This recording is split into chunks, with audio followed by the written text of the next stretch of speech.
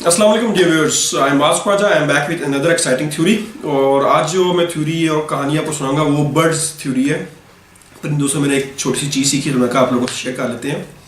आपने कभी किसी परिंदे को, चिड़िया, कौवा, मैना, बुलबुल, किसी भी परिंदे को दरख्त की टहनी पे आराम फरमाते देखा?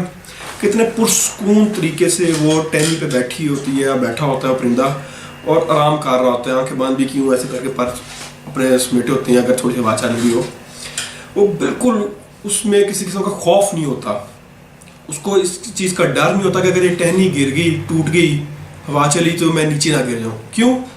क्योंकि उसको अपने परों पे भरोसा होता है। उसके पर जो है, उसके विंग्स जो है, उसकी बेसिकली स्ट्रेंथ है। तो इसी तरह डियर व्यूअर्स, जो आप जिस ऑर्गेनाइजेशन में आप काम कर रहे हैं, इस अब न डर होकर काम करें, ये अपने ऊपर एक खौफ तारी ना करें कि ये ऑर्गेनाइजेशन रहेगी कि नहीं रहेगी तो मेरा क्या बनेगा। ठीक है, आपकी जो स्ट्रेंथ्स है आप उन पे वर्किंग करें और अपनी जो कोर वैल्यूज़ हैं उनको मजबूत से मजबूत बने करें और उनकी ज़्यादा से ज़्यादा प्रैक्टिस करें। जब आपको अपनी स्ट्रेंथ्स पे यकीन होगा तो आप जिस मर्जी ऑर्गेनाइजेशन में चले जाएँ, जिस मर्जी जोग्राफिकल एरिया में चले जाएँ, जहाँ पे बैठे हो, आप इंशाल्लाह फले फूलेंगे।